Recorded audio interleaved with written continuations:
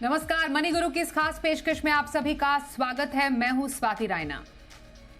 Equity mutual fund में लगातार 35 महीनों से पॉजिटिव निवेश आ रहा है और खास तौर पर पिछले महीने सेक्टोरल फंड में सर्वाधिक निवेश आया है और लार्ज कैप कैटेगरी में फिर से रफ्तार पकड़ती नजर आ रही है। आज समझेंगे इक्विटी कैटेगरी में एसेट एलोकेशन का क्या हो सही तरीका और क्या रहे आपकी सही स्ट्रैटेजी। इस पर बातचीत के लिए हमारे साथ है दो खास experts, Pankaj Matpal MD Optima Money और Mohit Gang CEO Money Front. Pankaj ji और मोहित, आप दोनों का बहुत स्वागत है मनी गुरु के आज के इस खास कार्यक्रम में। और खास चर्चा आज हमारी होने वाली है म्यूचुअल फंड में, खासतौर पर इक्विटी में निवेश ट्रेंड को लेकर और कहां पर निवेश आ रहा है, क्या है उसके सिग्निफिकेंस। मैं सबसे पहले पंकज जी आपसे समझना चाहती हूँ, जिस तरीके से हमने म्यूचुअल फंड के आंकड़े जनवरी के देखे हैं वो ये बताते हैं कि म्यूचुअल फंड में बढ़ चढ़कर निवेश आ रहा है। एसआईपी के आंकड़े अपने आप में एक इसकी बहुत बड़ी नजीर पेश करता है कि किस तरीके से लोगों में कॉन्फिडेंस बढ़ा है। रिटेल निवेशक जो हैं वो किसी भी हाल में अब बाजार में एसआईपी के जरिए पैसा डालना चाहते हैं। इसमें इंपॉर्टेंट ये समझना है जो इक्विटी में लगभग 21,000 या हम कह सकते हैं 21,500 करोड़ रुपए से ज्यादा का निवेश आया है और लगातार 35 महीनों का पॉजिटिव निवेश ट्रेंड है। इसको हम कैसे समझे सर? क्योंकि जो हम ब्रेकअप देखते हैं निवेश का, जो अलग अलग फंड्स में कैटेगरीज में जो इनफ्लो आया है, उसमें इस बार जनवरी में इस पैक को लीड किया है सेक्टोरल फंड्स ने। फिर स्मॉल कैप फंड्स आते हैं, फिर मल्टी कैप है, लार्ज एंड मिड कैप है, मिड कैप और लार्ज कैप में हमें एक बार फिर से पॉजिटिव फ्लो का ट्रेंड देखा है। पहले एक इंट्रोडक्टरी रिमार्क्स अगर हम समझे आपसे कि ये क्या ट्रेंड क्या सुझाता है। स्वाति नमस्कार। देखिए, म्यूचुअल फंड में इन्वेस्ट करने की वजह तो है कि एक अवेयरनेस दिन भर पर दिन बढ़ती जा रही है। लोग समझ रहे हैं कि क्या इंपॉर्टेंस है कैपिटल मार्केट में इन्वेस्ट करने की और म्यूचुअल फंड के जरिए इस तरह से कैपिटल मार्केट में पार्टिसिपेट किया जा सकता है। दूसरी बात है कि अगर आप बात करें इन्फ्लेशन को बीट करना हो तो आपके पास है बहुत सारे दूसरे ऑप्शंस अवेलेबल नहीं है और इक्विटी म्यूचुअल फंड्स के जरिए आप डेफिनेटली एक बेहतर रिटर्न्स की उम्मीद कर सकते हैं और जो कि उम्मीद पर इन्वेस्टर्स खरे भी उतरे हैं। तो इसके लिए यहाँ पर इन्वेस्टमेंट आ रहा है। दूसरी बात जो सवाल है कि सेगमेंट्स को लेकर कि लार्ज कैप में इन्वेस्टमेंट आया और स्मॉल कैप में आ रहा है, साथ ही सेक्टरल फंड की आपने बात की। देखिए, उसकी वजह ये है कि स्मॉल कैप फंड्स में हमने देखा कि पास्ट परफॉर्मेंस अच्छी रही, एक अच्छी रैली देखी गई और जो निवेशक उस रैली को देखकर इन्वेस्ट कर रहे हैं वो स्मॉल कैप में अभी भी कर रहे हैं। लेकिन कुछ इन्वेस्टर्स जो समझते हैं कि अब मार्केट की वैल्यूएशन जो है वहां पर लार्ज कैप बेहतर लग रहा है, उन्होंने एंट्री की है लार्ज कैप में या फिर थोड़ा एलोकेशन बढ़ाया है। और सेक्टरल फंड के लिए मैं कहूंगा कि सेक्टर्स जैसे कि हम डिफेंस थीम की बात करें या बिजनेस साइकिल की बात करें, आईटी सेक्टर की हम बात करें, तो हमने देखा कि कुछ थीम्स में कुछ सेक्टर्स में अच्छी परफॉर्मेंस देखी गई। उन्होंने ब्रॉडर मार्केट को आउट परफॉर्म किया और साथ ही यहाँ पर कुछ एनएफओस भी आए जिसका यहाँ पर देखने को मिला। बिल्कुल। तो ये कुछ एक ट्रेंड हम महीना दर महीना देखते हैं। पिछले साल के कुछ महीने स्मॉल कैप के नाम रहे, जैसा हमने देखा small cap mid cap segment में एक रैली भी थी और वहां पर निवेशकों का भरोसा भी बढ़ा। सेक्टोरल फंड ने भी कंधे से कंधा मिलाकर पूरा साथ निभाया इनका, क्योंकि सेक्टोरल सेगमेंट में अच्छा निवेश आया। मोहित, जैसा पंकज जी ने भी बताया, कुछ सेगमेंट्स थे, कुछ सेक्टर्स थे स्पेशली जहां पर एक अच्छा हमने अपवर्ड ट्रेंड देखा और निवेशकों को भरोसा भी हुआ। पर सेक्टोरल फंड या थीम जैसे कहा जाता है बहुत सिक्लिकल होती है नेचर। अब जो अभी सेक्टर या थीम अभी चल रही हो, क्योंकि हमने देखा बजट का टाइम भी था, फिर चुनाव है और उसके बाद एक और बजट होगा, तो डेफिनेटली इतने इंपॉर्टेंट इवेंट्स में कुछ सेक्टर ज्यादा अच्छा परफॉर्म करेंगे या कुछ थीम ज्यादा अच्छा चलेंगी। तो सेक्टर और थीमेटिक फंड में ये जो अभी फिलहाल हमें जनवरी में ट्रेंड देखने को मिला है, क्या इसी का नतीजा है? जी स्वाति, तो जैसा पंकज जी ने बताया स्वाति, आई थिंक हो क्या रहा है कि एक तो लोगों का रुझान जो है वो इक्विटी निवेश की तरफ बहुत बढ़ता जा रहा है। दूसरी बात यह है कि जिस तरह के रिटर्न्स सभी ने देखे हैं, आपने, हमने, रिटेल निवेशकों ने, जो पोर्टफोलियो में हम रिटर्न देख रहे हैं वो चौंकाने वाले हैं स्वाति। इस तरह के रिटर्न शायद ही पिछले कुछ सालों में देखने को आए हैं पोर्टफोलियो में। और जब इस तरह के रिटर्न बढ़ते हैं तो जाहिर सी बात है कि लोगों का रुझान भी बढ़ता चलता है। अब देखने वाली बात ये है कि यहाँ पर सबसे ज़्यादा रिटर्न कहाँ से आ रहा है, किन सेगमेंट से आ रहा है। तो अगर आप पिछले साल का एक डेटा एनालिसिस करें, तो जो स्मॉल कैप कैटेगरी थी, वहाँ पर कुछ 48% रिटर्न आया, जो मिड कैप कैटेगरी थी, वहाँ पर कुछ 44% रिटर्न आया और बहुत सारे सेक्टोरल फंड्स ऐसे थे, जहाँ पर 50% से भी ज़्यादा रिटर्न था। तो काफ़ी सारी थीम्स ऐसी थी, चाहे वो पीएसयू थीम हो गई या कुछ रियल एस्टेट की थीम हो गई, जहाँ पर बहुत अधिक रिटर्न देखने को मिला है निवेशक। तो हो ये रहा है कि जो रिटेल निवेशक है, जो अपने आप से इतनी ज़्यादा स्टडी नहीं करते हैं और जो पास्ट रिटर्न देखकर आज निवेश का निर्णय कर लेते हैं, वहाँ पर हम देख रहे हैं कि बहुत ज़्यादा पैसा सेक्टोरल और थीमेटिक फंड्स में जा रहा है और उन थीम्स में जा रहा है जो कि ऑलरेडी बहुत ज़्यादा चल चुकी है। जैसे कि डिफेंस थीम हो गई या फिर पीएसयू थीम हो गई और यहाँ पर हम देख रहे हैं कि बहुत ज़्यादा नए एनएफओस भी आ रहे हैं और एक ये भी कारण है कि नया पैसा काफ़ी ज़्यादा आकर्षित हो रहा है इन थीम्स की तरफ। तो अगर आप पूरा साइक्लिकल ट्रेंड देखें और मैं एक छोटा-सा एग्जांपल लेता हूँ। लास्ट 10 साल का अगर डेटा देखें आप 13 से लेकर 2023 तक का डेटा, तो इस 10 साल के पीरियड में जो पीएसयू बैंक स्पेस था, उसने 4 टाइम बहुत बड़ा नेगेटिव रिटर्न दिया है निवेशकों को और बड़ा नेगेटिव रिटर्न यानी 20% से ज़्यादा का नेगेटिव रिटर्न, राइट? तो अक्सर क्या होता है निवेशक सिर्फ पिछले साल का रिटर्न देखकर अट्रैक्ट हो जाते हैं और ऐसे सेक्टर्स में निवेश कर लेते हैं। अब जैसे फार्मा सेक्टर हो गया, कोविड के ठीक पहले 2019, 18 और 17 ये 3 साल फार्मा सेक्टर लगातार नेगेटिव रिटर्न दे रहा था। सिर्फ 2020 में फार्मा ने पॉजिटिव दिया और उसने भी पहले हाफ में बहुत ज्यादा पॉजिटिव दिया। जब निवेशकों ने एंट्री ली उसमें, जो कि दूसरा हाफ था 2020 का, तो 2021 में फार्मा सेक्टर फिर से फ्लैट हो गया, राइट? तो अक्सर ये होता है कि जब आप हाई रिटर्न्स को देखकर एंट्री लेते हैं, तो वो सेक्टर फिर से इतने हाई बेस पर रिटर्न नहीं दे पाता है। तो यहाँ निवेशकों को बहुत ही सावधानी बरतने की जरूरत है, कभी भी सिक्लिकलिटी में ना फंसे। इनमें आप एंट्री तो ले सकते हैं, पर इनसे बाहर निकलना बहुत मुश्किल हो जाता है।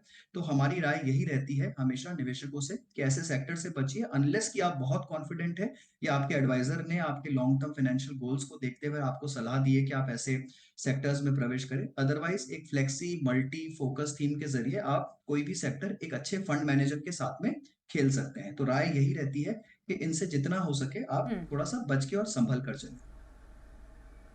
बिल्कुल, तो एक बहुत कॉशियस अप्रोच सेक्टोरल या थीम को लेकर चलना चाहिए। मोहित ने जैसा बताया, मैं इसी से जुड़ी हुई एक बात समझना चाहती हूँ पंकज जी आपसे कि सेक्टोरल और थीमेटिक, क्योंकि ये कैटेगरीज हैं, हाई रिस्क हाई रिटर्न भी हैं, लगभग कितना परसेंटेज कोई पोर्टफोलियो में दे जो इसका फायदा भी लेना चाहता है, किसी सिक्लिकल थीम का फायदा भी अगर लेना चाहता है, आप अकॉर्डिंग टू यू कितना परसेंटेज? बिल्कुल। देखिए स्वाति, ये जरूरी नहीं है कि आप किसी सेक्टरल में या थीमेटिक में इन्वेस्ट करें, क्योंकि किसी भी डाइवर्सिफाइड फंड में वो सेक्टर्स, जिन सेक्टर की आप बात कर रहे हैं, वो ऑलरेडी उनमें रहेंगे। यदि मैं आईटी सेक्टर की बात करूं, चाहे बैंकिंग सेक्टर हो, ऑयल एंड गैस हो, फार्मा हो, ये आपके डाइवर्सिफाइड फंड्स में भी रहेंगे। तो आपको अलग से इनमें इन्वेस्ट करने की जरूरत नहीं है।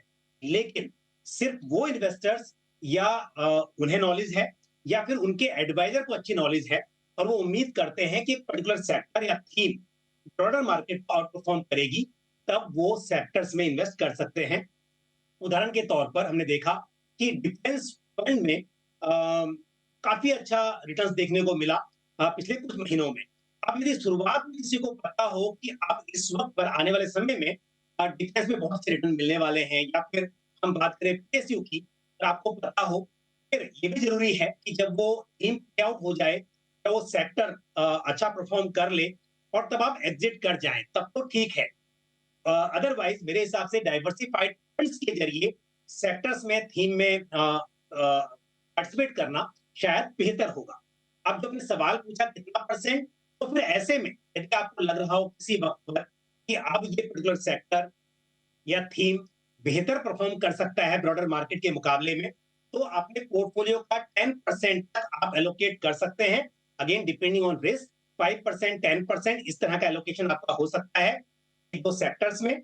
और ये बात जरूर आप तय करें कि एंटर आप सही टाइम पर करें और फिर एग्जिट का भी ध्यान रखें, क्योंकि ऐसा नहीं हो सकता कि एक ही कोई सेक्टर हमेशा ही अच्छा परफॉर्म करेगा। तो आपको समय समय पर सेक्टर्स में बदलाव करना होगा पोर्टफोलियो में, तभी आप अच्छे रिटर्न्स की उम्मीद कर सकते हैं, जो एक मुश्किल काम। बिल्कुल सर। लार्ज कैप का जरा रुख कर लेते हैं, क्योंकि लार्ज कैप में लगभग 2200 माफ कीजिए 1200 करोड़ रुपए का पॉजिटिव इनफ्लो इस बार हमने देखा जनवरी में, जो कि पिछले कुछ समय में मोहित नेगेटिव में ही था, फिर एक अब रफ्तार पकड़नी शुरू की है। पिछले साल कई एक्सपर्ट से जब हमने बात की थी, उनका ये कहना था कि साल 2024 लार्ज कैप का रहेगा। लार्ज कैप में एक्सपेक्ट करते हैं कि अच्छा निवेश आएगा। क्या ये ट्रेंड उसी को दर्शाता है? और जैसा सेक्टोरल फंड या थीमेटिक फंड्स में है कि आप एक डाइवर्सिफाइड इक्विटी फंड के जरिए अलग अलग सेक्टर या थीम में निवेश कर सकते हैं, लार्ज कैप को भी आप शायद एक अच्छे फ्लेक्सी कैप के जरिए या दूसरे किसी डाइवर्सिफाइड फंड से वो एलोकेशन क्या लेना सही रहेगा, वो भी एक अप्रोच सही है? जी स्वाति, तो आई थिंक सबसे ज्यादा खुशी की बात जो है जनवरी के डेटा में वो यही है कि लार्ज कैप फंड में हमें फिर से पॉजिटिव इनफ्लो देखने को मिल रहा है। राशि बहुत छोटी सी है, 1200 करोड़ की राशि अगर हम देखें, जहां पर कि इक्विटी कैटेगरी में कुछ 21,000 करोड़ का इनफ्लो हुआ है, तो राशि कुछ बहुत बड़ी नहीं है, बट एक अच्छी बात है, अच्छा इंडिकेशन है, अच्छा साइन है कि लार्ज कैप में पैसा आ रहा है। और जैसा आपने बोला, ये एक तरह से काफी स्ट्रॉन्ग व्यू है मार्केट में। जिस तरह से स्मॉल और मिड कैप में रैली आई है वो सस्टेनेबल नहीं है इस साल, और लार्ज कैप रिलेटिवली काफी अच्छी वैल्यूड लग रहे हैं। और मुझे लगता है वैसे भी किसी भी पोर्टफोलियो में ज्यादा से ज्यादा हिस्सा लार्ज कैप में ही होना चाहिए, चाहे वो बहुत ही मैच्योर पोर्टफोलियो हो, चाहे वो फर्स्ट टाइमर का पोर्टफोलियो हो, या कैसा भी इक्विटी पोर्टफोलियो हो, अधिकांश हिस्सा आपका लार्ज कैप में ही होना चाहिए। और रिलेटिव तौर से देखें, अगर कंपेयर करें इसे, तो काफी हद तक एक बहुत स्ट्रॉन्ग केस बनता है लार्ज कैप में एलोकेशन का। अब रही बात कि आप लार्ज कैप में कैसे एलोकेशन करेंगे, तो इसके काफी सारे तरीके हैं। आप चाहें तो एक पैसिव निफ्टी इंडेक्स या सेंसेक्स इंडेक्स फंड के जरिए कर सकते हैं, या आप एक्टिव लार्ज कैप फंड के जरिए कर सकते हैं। बट एक और तरीका जो काफी प्रचलित हो रहा है और जो आप बात कर रही हैं स्वाति, कि काफी लोग फ्लेक्सी कैप के जरिए भी अपने लार्ज कैप का एलोकेशन पूरा कर रहे हैं, क्योंकि हो ये रहा है कि फ्लेक्सी कैप कैटेगरी के जितने भी बड़े फंड्स हैं उनका एयूएम बहुत ज्यादा हो चुका है, और ये अधिकांश लार्ज कैप की तरह ही चल रहे हैं। तो आप किसी भी बड़े फ्लेक्सी कैप फंड को उठाकर देखिएगा, तो उनके पोर्टफोलियो में करीब 60 से 70, इनफैक्ट 70 से भी ज्यादा लार्ज कैप का एलोकेशन है, 70% से भी ज्यादा। तो वो एक तरह से स्यूडो लार्ज कैप के जैसे ही काम कर रहे हैं। तो ये भी एक अच्छी स्ट्रेटेजी है कि अगर आप एक्टिव लार्ज कैप फंड में नहीं जाना चाहते हैं प्योर प्ले, तो एक फ्लेक्सी कैप फंड के जरिए लार्ज कैप को खेल सकते हैं। और वहां पर फंड मैनेजर के पास में थोड़ा सा लीवे है कि वो, अगर उन्हें लगता है साइकिल अच्छी है, तो मिड और स्मॉल कैप का भी शुमार कर सकते हैं अपने एलोकेशन में, और शायद उससे आपको अल्फा अच्छा मिल जाए ओवरऑल रिटर्न में। तो ये एक अच्छी स्ट्रेटेजी है। पर फिर भी एक बार फिर से कहना चाहूंगा कि सारे पोर्टफोलियोज में लार्ज कैप होना ही चाहिए, और सबसे ज्यादा एलोकेशन लार्ज कैप में होना चाहिए। और 2024 के लिए खास तौर से मेरी राय यही रहेगी कि थोड़ा सेफ रहना अच्छा रहेगा, और जितना ज्यादा हो सके आप लार्ज कैप की तरफ रुख करिए अपने पोर्टफोलियो। बिल्कुल, तो लार्ज कैप को लंबी रेस का साथी बनाइए। लार्ज कैप एलोकेशन होना बेहद जरूरी है किसी भी पोर्टफोलियो में। बात स्मॉल कैप और मिड कैप स्पेस की भी करेंगे। इनकी जगह एक पोर्टफोलियो में क्या रहे, क्या ट्रेंड जनवरी के महीने में सेट किया है आंकड़ों के जरिए, इस पर चर्चा थोड़ी देर में। देखते रहिए मनी गुरु।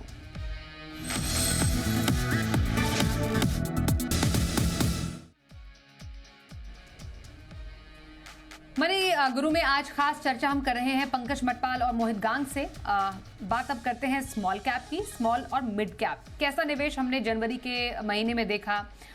स्मॉल कैप में भी अच्छा निवेश आया है, लगभग 3200 करोड़ का। अगर मिड कैप में देखें लगभग 2000 करोड़ का निवेश आया है। तो पंकज जी, निवेश के मामले में स्मॉल कैप अब भी अच्छा कर रहा है एज कंपेयर टू जो बाकी लार्ज कैप फंड्स हो गए या मल्टी कैप। चलिए मल्टी कैप ने अच्छा किया इस बार लार्ज एंड मिड कैप के मुकाबले। फ्लेक्सी कैप के मुकाबले स्मॉल कैप अभी भी विनर ही है, लोगों को पसंद आ रहा है स्मॉल कैप।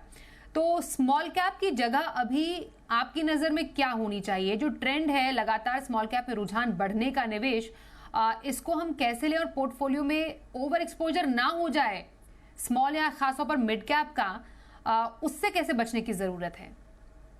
बिल्कुल। अब देखिए, जो वजह है स्मॉल कैप में निवेश करने की, वो तो सिर्फ और सिर्फ पास्ट परफॉर्मेंस है।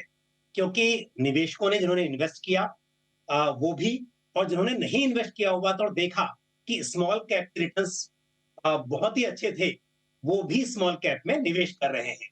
तो जैसा मोहित अभी बता रहे थे कि ये साल जो है यहाँ पर लार्ज कैप में ज्यादा संभावनाएं हैं कंपेयर टू स्मॉल कैप। तो यदि आप समझदारी से इन्वेस्ट करें तो बिल्कुल इस वक्त पर लार्ज कैप की वैल्यूएशन फिर भी अच्छी लग रही है, जबकि स्मॉल कैप की वैल्यूएशन काफी एक्सपेंसिव हो गई है। तो निवेश करने के हिसाब से हालांकि अपने पोर्टफोलियो में large cap, mid cap, small cap सभी के लिए जगह है, लेकिन यदि आप समझते हैं कि टाइम टाइम पर पोर्टफोलियो को रीबैलेंस किया जा सकता है, तो इस वक्त आपका एलोकेशन ज्यादा होना चाहिए लार्ज कैप में। और गोइंग फॉरवर्ड फिर जब वैल्यूएशन ठीक हो जाए स्मॉल कैप में, मिड कैप में, तब आप वहां पर एक्सपोजर बढ़ा सकते हैं या नया एक्सपोजर ले सकते हैं। तो एक तो बात है कि क्यों आ रहा है, इसकी वजह तो पास्ट परफॉर्मेंस है। लेकिन फिर भी स्वाति एक बात जरूर कहूंगा कि यदि आप लंबी अवधि के लिए निवेश कर रहे हैं, आप पोर्टफोलियो डिजाइन कर रहे हैं और आपको ये नहीं पता है कि किस वक्त पर स्मॉल कैप में एंट्री लेनी है, कब नहीं करना है, तो ऐसा जरूर कर सकते हैं कि किसी भी वक्त पर ऐसा पोर्टफोलियो डिजाइन करें जहां पर लार्ज कैप में आपका निवेश ज्यादा हो, थोड़ा मिड कैप में हो और थोड़ा परसेंटेज आपके टोटल पोर्टफोलियो का स्मॉल कैप में हो। या तो आप अलग अलग से तीनों कैटेगरी की स्कीम्स ले लें, और या फिर मल्टी कैप कैटेगरी जो है उसके जरिए आप तीनों मार्केट सेगमेंट में एक्सपोजर पा सकते हैं। तो मल्टी कैप एक अच्छी चॉइस है। अदरवाइज जैसा मैंने कहा कि अपने रिस्क एपेटाइट के हिसाब से, अपनी जरूरत के हिसाब से, निवेश की अवधि के हिसाब से आप स्मॉल कैप को अपने पोर्टफोलियो में छोटी मात्रा में इंक्लूड कर सकते हैं। बिल्कुल। तो जब एसेट एलोकेशन की बात आती है मोहित, किसी को 100 रुपए लगाने हैं अभी और इक्विटी में एक अच्छा डाइवर्सिफिकेशन चाहिए कैटेगरी में, क्योंकि हम बात कर रहे हैं कि किसी एक कैटेगरी में ओवर एक्सपोजर सही नहीं है, जिसका जिक्र पंकज जी ने भी अभी किया। तो एक आइडियल एलोकेशन जो हम कह सकते हैं, वैसे तो ये अलग हर किसी के पोर्टफोलियो अपने रिस्क एपेटाइट के हिसाब से निर्भर करता है, पर एक अगर हम समझे एक बेसिक एलोकेशन स्ट्रैटेजी क्या रहे? जी स्वाति, तो देखिए अगर आप सिर्फ इक्विटी पोर्टफोलियो की बात कर रहे हैं, तो जहां तक मुझे लगता है, और यहाँ पर मैं एक जेनरिक पोर्टफोलियो की बात कर रहा हूँ, ऑब्वियसली इसे आपको थोड़ा सा ऑल्टर करना होगा आपके रिस्क प्रोफाइल, आपके गोल्स के हिसाब से, तो आपके लक्ष्य को ध्यान देकर ही इस पोर्टफोलियो में को आगे ले जाएं। तो अगर मुझे एक जेनरिक पोर्टफोलियो एलोकेट करना है तो 100 रुपए में 40% तो स्वाति मैं एकदम से लार्ज कैप में डाल दूंगा।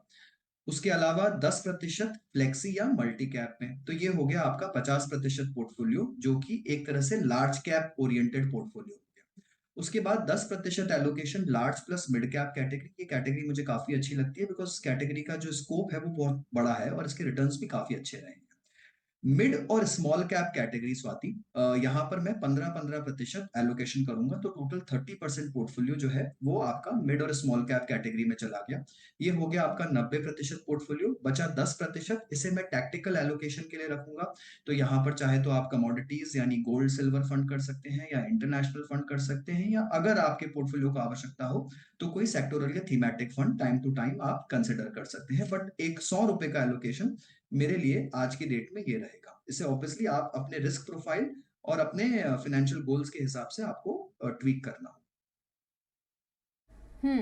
बिल्कुल। तो अलग अलग क्योंकि अलग अलग जो रिस्क प्रोफाइल है पंकज जी, जब हम एसेट एलोकेशन स्ट्रेटजी सेट करते हैं तो रिस्क प्रोफाइल के साथ साथ हमें इस बात की भी ध्यान रखने की जरूरत होती है कि आपका जो निवेश अवधि है वो कितनी है। तो अगर हम माने कि किसी की एक मिड टर्म स्ट्रैटेजी है इन्वेस्टमेंट की, किसी की लॉन्ग टर्म है, किसी की शॉर्ट टर्म है, तो उस हिसाब से लार्ज मिड और स्मॉल कैप में किस तरीके का एलोकेशन आप सजेस्ट करेंगे?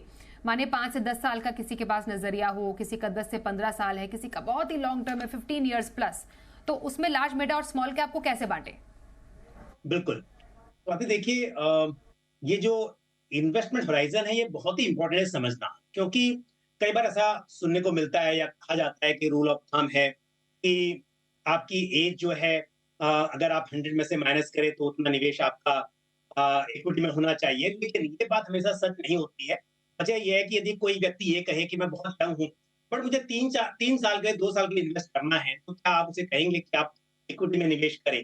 तो इसके लिए ये जानना बहुत जरूरी है। हम एसेट की बात करें या विद इन एसेट हम large cap, mid cap, small cap को समझें। यहाँ पर आपका रिस्क एपेटाइट, आपका इन्वेस्टमेंट होराइजन, आपका ऑब्जेक्टिव ऑफ इन्वेस्टमेंट, इसे समझना बहुत जरूरी हो जाता है। तो आपने कहा कि हम यदि समय की बात करें, यदि कोई निवेशक देखिए 5 साल से कम के लिए निवेश कर रहे हैं तो मैं तो कहूँगा कि इक्विटी में निवेश ना करें। आप हाइब्रिड में के ज़रिए थोड़ा पार्टिसिपेट कर लें या डेट में रहें। पर 5 से 10 साल का नज़रिया हो तो यहाँ पर आप 70% लार्ज कैप में निवेश करें, 30% मिड कैप में कर लें और 10% एलोकेशन आपका स्मॉल कैप में, बल्कि मैं कहूँगा 70-30 सॉरी, यदि 5 से 10 साल की बात करें तो स्मॉल कैप ना करें, क्योंकि मिड कैप के ज़रिए भी आपको थोड़ा एक्सपोज़र जो आप फंड्स देखेंगे, थोड़ा बहुत वहाँ पे स्मॉल कैप होता है, वो काफ़ी है, लेकिन अलग से स्मॉल कैप फंड आप ना लें। 10 से 15 साल की यदि बात हो रही हो, तब फिर आपका 50% एलोकेशन लार्ज कैप में हो, 30% मिड कैप में हो और बाकी का जो 20% है वो आप स्मॉल कैप में एलोकेट कर सकते हैं। और वहीं यदि 15 साल से अधिक समय की बात हो रही हो, तो लंबा समय है, यहाँ पर उतार-चढ़ाव का जो जोखिम है, उसे आप ले सकते हैं। तो ऐसे में 40% एलोकेशन आपका लार्ज कैप में हो सकता है, 30% मिड कैप में हो सकता है, ये हो गया 70% और बाकी का 30% एलोकेशन आप स्मॉल कैप में रख सकते हैं। तो इस तरह से इन जनरल मैं बात कर रहा हूँ, हालाँकि अगेन डिपेंड करता है कि आपका रिस्क एपेटाइट कैसा है, लेकिन जितनी लंबी अवधि है, उतना ज़्यादा आप उतार-चढ़ाव का जो जोखिम है, वो ले सकते हैं और ऐसे में मिड कैप, स्मॉल कैप ज़्यादा हो सकता है और समय यदि छोटा है, स्मॉल कैप ना हो तो बेहतर है, मिड कैप थोड़ा हो सकता है और मैक्सिमम एलोकेशन आपका लार्ज कैप, और वो भी यदि आप लार्ज कैप इंडेक्स फंड्स जो हैं, पैसिव फंड्स जो हैं, उनके ज़रिए आप निवेश करें, तो ये बेहतर रहेगा। बिल्कुल। एक एनएफओ पर भी एक क्विक चर्चा कर लेते हैं। मोहित, एनएफओ की क्योंकि बहुत बात हुई, हमने देखा कि कई एएमसी जो है वो कई फंड्स लेकर आई, स्पेशली जनवरी में कुछ 20 एनएफओ लॉन्च हुए और उसमें काफ़ी अच्छा लगभग 6500 करोड़ रुपए से ऊपर का निवेश भी एनएफओ के जरिए आया।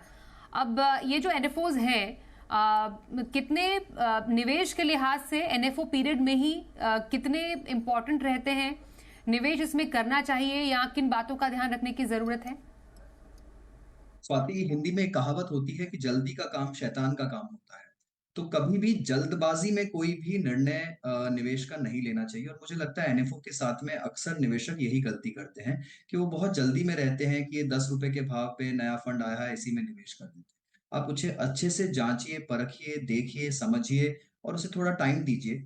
आप कभी भी निवेश कर सकते हैं। एनएफओ का पीरियड बहुत छोटा पीरियड होता है, 7 दिन के अंदर में अमूमन फंड लिस्ट हो जाते हैं और उसके बाद भी आप ये कंसिडर कर सकते हैं। और जितने भी फंड्स आते भी हैं स्वाति मार्केट में, वहां पर आप देखेंगे कि बहुत ज्यादा नई थीम्स नहीं आ रही हैं, एक्सेप्ट कि अगर सेक्टोरल फंड है। आपके जो मुख्यतः एनएफओस थे पिछले जनवरी के महीने में भी इक्विटी में, वो थे मल्टी एसेट कैटेगरी के। और मल्टी एसेट कैटेगरी अब एक ऐसी कैटेगरी हो गई है जो कि सारे ही फंड हाउसेस काफी टाइम से मुहैया करा रहे हैं। तो उसमें ऐसा कुछ बहुत ही नया नहीं आया है मार्केट में।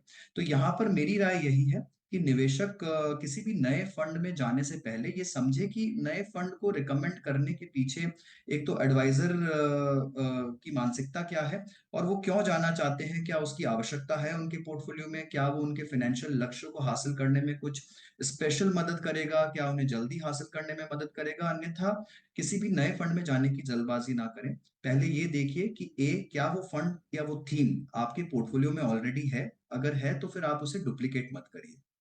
अगर वो थीम नहीं है तो आप ये देखिए कि उस थीम में अच्छे फंड्स ऑलरेडी कौन से हैं मार्केट में, किन फंड हाउसेस के हैं, उनका ट्रैक रिकॉर्ड क्या है और उनके दूसरे मैट्रिसेस क्या है। अगर आपको लगता है कि इनके बावजूद भी बिल्कुल। आप एनएफओ के साथ जाना चाहते हैं, जो एक्जिस्टिंग फंड्स है वो इतना अच्छा नहीं कर रहे और एनएफओ की प्रॉमिस आपको ज्यादा अच्छी लगती है, तब आप बेझिझक होकर एनएफओ में जा सकते जी, हैं। बट अच्छे से सोच समझ के ही इसका निर्णय लीजिए, जल्दबाजी ना करें। बिल्कुल। तो एनएफओ में निवेश करें पर जल्दबाजी से नहीं, सोच समझकर। बहुत धन्यवाद हम करेंगे पंकज जी और साथ ही मोहित, आप दोनों का हमारे साथ मनी गुरु के आज के इस खास कार्यक्रम में इस चर्चा में शामिल होने के लिए। यहां पर रुकेंगे एक ब्रेक के लिए, खबरें जारी रहेंगी, देखते रहिए जी बिजनेस।